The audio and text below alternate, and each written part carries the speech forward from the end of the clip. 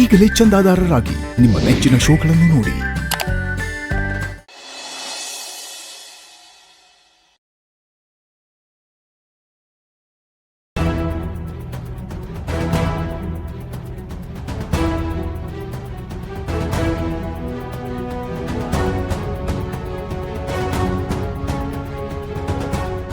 ಸದ್ದು, ಕಷ್ಟ ಇದೆ, ದುಡ್ಡು ಬೇಕು ಅಂತೀಯಲ್ಲ,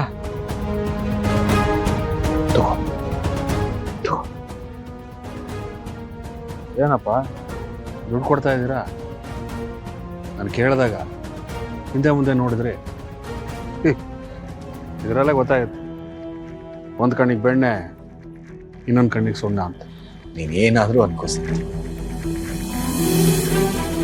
ಮನೆ ಕಟ್ಟಬೇಕು ಅಂತ ಕನಸು ಕಂಡಿದ್ದೆ. ಲಕ್ಷ್ಮೀ ನಿವಾಸ ಅಂತ ಬೋರ್ಡ್ ಬರ್ಸು ಇಟ್ಕೊಂಡಿದ್ದೀನಿ. ಇಲ್ಲಿ ತನಕ ಕನಸು ಇನ್ನೂ ನೆರವೇರಲಿಲ್ಲ. ನೀವು ಮನೆ ಕಟ್ಟುವ ಆಸೆ ನೆರವೇರದೇ ಇರ್ಬೋದು, ಆದರೆ ನಾನು ಅದನ್ನು ನೆರವೇರಿಸ್ಕೊತಾ ಇದ್ದೀನಿ. ನಮ್ಮ ಕೈಕಾಲು ಗಟ್ಟಿ ಇದ್ದಾಗಲೇ ಒಂದು ಮಕ್ಕಳಿಗೆ ಸೂರು ಮಾಡಬೇಕು.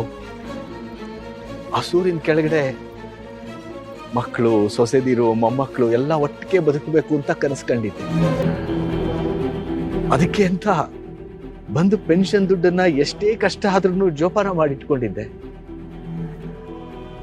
ಆದ್ರೆ ಕಷ್ಟಗಳು ಬಿಡ್ಬೇಕಲ್ಲಪ್ಪ. ಹರಿ ಬಂದ, ಅತ್ತೆ ಮಾವನ ಮುಂದೆ ನನ್ನ ಮರ್ಯಾದೆ ಹೋಗ್ತಾ ಇದೆ, ನನ್ನ ಹತ್ರ ಒಂದು ಪೈಸನೂ ದುಡ್ಡಿಲ್ಲ, ಇಂಥ ಟೈಮ್ನಲ್ಲಿ ನೀವು ಸಹಾಯ ಮಾಡಬೇಕು ಅಂತ ಬೇಡ್ಕೊಂಡ. ಅವನು ಕೊಟ್ಟೆ. ನೀನು ಅವನು ಕೊಟ್ರಿ, ನನಗೂ ಕಷ್ಟ ಇದೆ, ನನಗ್ ಕೊಡ್ತಿಲ್ಲ ಅಂತ ಹೇಳಿದೆ. ಈಗ ನಿನಗೂ ಕೊಟ್ಟಿದ್ದೀನಿ. ಇಲ್ಲಿಗೆ ನನ್ನ ಪೆನ್ಷನ್ ದುಡ್ಡು ಮುಗಿತಪ್ಪ. ನೀವೇನು ಯೋಚನೆ ಮಾಡಬೇಡಿ ಅಪ್ಪ, ನಾನು ಇದೀನಲ್ಲ, ನಾನು ನೋಡ್ಕೋತೀನಿ ಬಿಡಿ. ಬೇಡಪ್ಪ, ಬೇಡ. ಇಲ್ಲಿ ತನಕ ಆ ಭಗವಂತ ಕೈ ಕಾಲನ್ನ ಗಟ್ಟಿಯಾಗಿಟ್ಟಿರ್ತಾನೋ ಅಲ್ಲಿ ತನಕ ದುಡ್ಡು ತಿಂತೀನಿ, ಯಾರ ಮೇಲೂ ಅವಲಂಬಿಸ. ನೀನ್ ಕೇಳ್ದಿಯಲ್ಲ, ಸಂತೋಷ ಆಯ್ತು. ಇದಕ್ಕೆ ನಿಮ್ಮನ್ನ ಸ್ವಾಭಿಮಾನಿ ಶ್ರೀನಿವಾಸ್ ತಂಡ.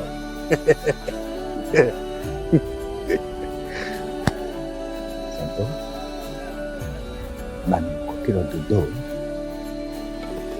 ಕಷ್ಟಪಟ್ಟು ಜೋಪಾನ ಮಾಡಿದ್ದೀನಪ್ಪ. ಜವಾಬ್ದಾರಿಯಿಂದ ಖರ್ಚು ಮಾಡು.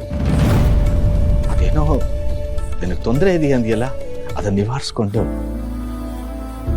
ನೆಮ್ಮದಿಯಿಂದ ಇರಪ್ಪ, ನೆಮ್ಮದಿಯಿಂದ ಇರು. ಅಂದ್ರೆ ನೀವು ಮನೆ ಕಟ್ಟೋ ಆಸೆನ ಬಿಟ್ಬಿಡ್ತೀರಾ? ಇಲ್ಲಪ್ಪ, ಖಂಡಿತ ಇಲ್ಲ. ನಾನು ಕೊನೆಯ ಉಸಿರೋ ತನಕ ಪ್ರಯತ್ನ ಮಾಡ್ತೀನಿ. ಇಲ್ಲಿ ತನಕ ಲಕ್ಷ್ಮಿ ನನ್ನನ್ನೇನು ಕೇಳಿಲ್ಲ. ಇದೊಂದು ಕೇಳಿದಾಳೆ. ಅದು ಎಷ್ಟೇ ಕಷ್ಟ ಆಗ್ಲಿ ಕಷ್ಟಪಟ್ಟು ಒಂದು ಮನೆ ಕಟ್ಟೇ ಕಟ್ತೀನಿ. ಆ ಮನೆಗೆ ಲಕ್ಷ್ಮೀ ನಿವಾಸ ಅಂತ ಬೋರ್ಡ್ ಹಾಕಿಸ್ತೀನಿ.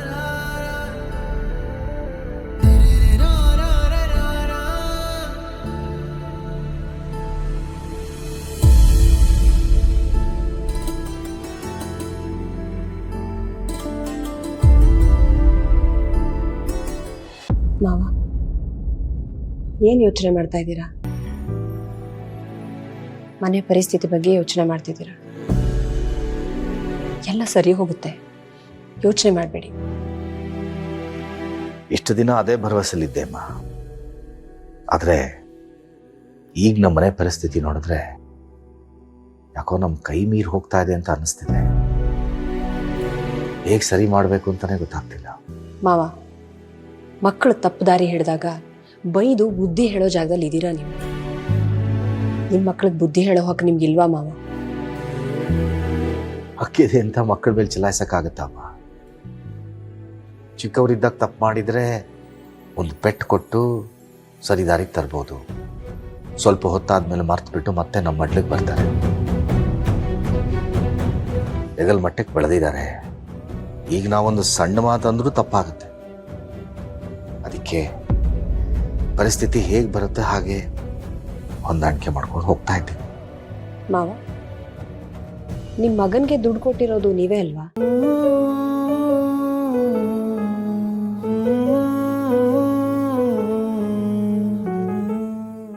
ಸುಮ್ಮನೆ ಇರೋದನ್ನ ನೋಡಿದ್ರೆ ಅರ್ಥ ಆಗತ್ತೆ ಮಾವ, ನೀವೇ ದುಡ್ಡು ಕೊಟ್ಟಿರೋದು ಅಂತ. ಯಾಕೆ ಮಾವ ಹೀಗೆ ಮಾಡಿದ್ರಿ? ಹಿಂದೆನೂ ಒಂದ್ಸಾರಿ ದುಡ್ಡು ಕೊಟ್ಟಿದ್ದೀರಾ ತಾನೆ? ಹೋಗ್ಲಿ, ಈ ಸಾರಿ ದುಡ್ಡು ಕೊಡೋವಾಗ ಅತ್ತೆನ ಒಂದ್ ಮಾತು ಕೇಳ್ಕೊಂಡಿದ್ದೀರಾ ಇಲ್ವಾ? ಏನಂತ ಕೇಳಮ್ಮ? ಅವಳನ್ನೇನಂತ ಕೇಳಿ ಹೇಳು? ಈಗಾಗಿರೋ ಮನೆ ಪರಿಸ್ಥಿತಿ ನೋಡೇ ಅವಳ ಆರೋಗ್ಯ ಹಾಳು ಮಾಡ್ಕೊಂಡು ಹಂಗಾಗಿದ್ದಾಳೆ. ಟ್ರೀಟ್ಮೆಂಟ್ಗೆ ಅಂತ ಹೊರಗಡೆ ಕಳಿಸ್ಕೊಟ್ಟಿದ್ದೀವಿ. ಇನ್ನು ಇದನ್ನು ಕೇಳಿದ್ರೆ ಅವಳು ಹೇಗೆ ತಡ್ಕೋತಾಳೆ ಹೇಳು? ಇದನ್ನ ನಾನು ಯಾರು ಕೊಟ್ಟಿರೋದು? ಮಗನ ಕಷ್ಟಕ್ಕಾಗ್ಲಿ ಅಂತ ತಾನೇ. ಅವನ ಕಷ್ಟದಲ್ಲಿದ್ದೀನಿ ಅಂತ ಅಷ್ಟು ಕೇಳ್ಕೊಟ್ಟಾಗ ನಾನು ದುಡ್ಡು ಕೊಡ್ಲಿಲ್ಲ ಅಂದ್ರೆ ಅಪ್ಪ ಆಗಿ ಏನ್ ಪ್ರಯೋಜನ ಹೇಳು? ಹಾಗಂತ ನಿಮಗ್ ಕಷ್ಟ ತಂದ್ಕೊಂಡು ಅವ್ರಿಗೆ ಸಹಾಯ ಮಾಡೋವಂಥದ್ದು ಏನಿದೆ ಮಾವ? ಆ ಕಷ್ಟಗಳನ್ನ ತಂದ್ಕೊಳ್ಳೋವಾಗ ನಿಮ್ಮನ್ನ ಕೇಳ್ಬಿಟ್ಟು ತಂದ್ಕೋತಾರಂತ ಅವರು? ಇಲ್ಲ ತಾನೆ? ಪರಿಹಾರ ಮಾಡ್ಕೊಡ್ದಿಕ್ ಮಾತ್ರ ನೀವು ಬೇಕಾ? ಇದೆಲ್ಲ ಗೊತ್ತಿದ್ದು ಯಾಕೆ ಮಾವ ದುಡ್ಡು ಕೊಡ್ತೀರಾ? ಇರ್ಲಿ ಬಿಡಮ್ಮ. ಈಗ ಈ ಮನೆಯಲ್ಲಿ ಸರಿಯಾಗಿ ದುಡಿತಾರೋ ಅಂದ್ರೆ ಸದ್ದು ಒಬ್ಬನೇ. ನನಗೆ ದುಡ್ಡಿಗಿಂತ ಮನೆ ನೆಮ್ಮದಿ ಮುಖ್ಯ ವೀಣಾ, ನೆಮ್ಮದಿ ಮುಖ್ಯ. ನಾಟಕ ಮಾಡಿ ಮಾವನ ಹತ್ರನೇ ದುಡ್ಡು ತಗೊಂಡು ಫ್ರೆಂಡ್ ಹತ್ರ ಸಾಲ ತಗೊಂಡು ಬಂದೆ ಅಂತ ಸುಳ್ಳು ಹೇಳ್ತೀರಾ? ಇವತ್ತು ಬನ್ನಿ ಮನೆಗೆ, ನಿಮಗಿದೆ ಹಬ್ಬ.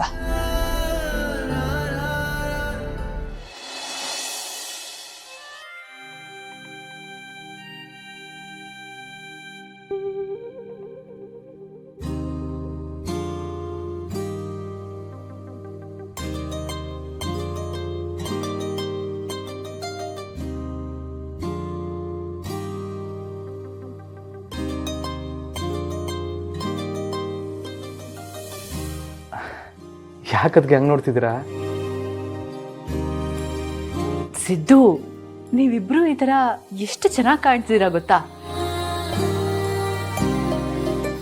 ನೋಡಿ, ಒಂದು ಹೆಜ್ಜೆನೂ ಮುಂದೆ ಇಡಬಾರ್ದು. ಇಲ್ಲೇ ರೀ, ಒಂದು ನಿಮಿಷ ಬಂದೆ. ಅದಕ್ಕೆ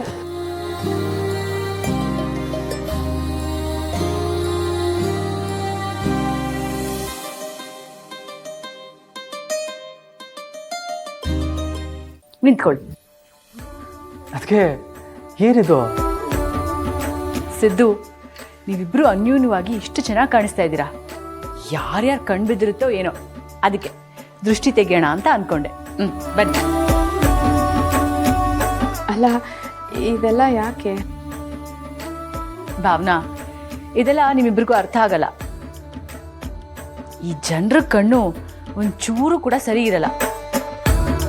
ಒಂದ್ಸಲಿ ಕೆಟ್ಕಂಡು ಬಿತ್ತು ಅಂತಂದ್ರೆ ಆಮೇಲೆ ಕರೆಕ್ಟಾಗಿ ಊಟ ಸೇರಲ್ಲ, ನಿದ್ದೆ ಕರೆಕ್ಟಾಗಿ ಬರಲ್ಲ, ಒಂಥರ ಮನ್ಸಲ್ಲೆಲ್ಲ ಕಿರಿಕಿರಿ ಇರುತ್ತೆ. ಅದಕ್ಕೆ ಅವಾಗವಾಗ ಈ ಥರ ದೃಷ್ಟಿ ತೆಗೆಸ್ಕೊಂಡ್ಬಿಡ್ಬೇಕು.